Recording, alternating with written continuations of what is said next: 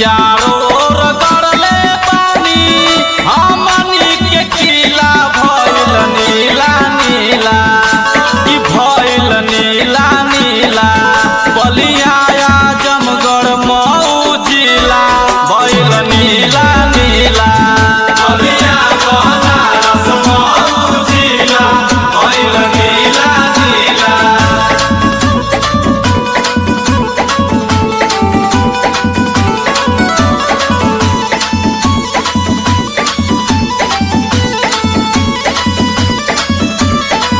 नीला नीला झंडा लेके सजल महफिल हो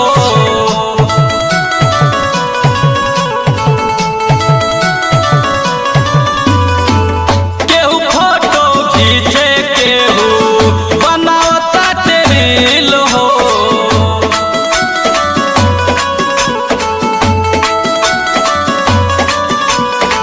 सूरज गोविंद के मनवा बाटे रंगीला भइल नीला नीला कि भइल नीला नीला बलिया बनारस मऊ जिला भइल नीला नीला।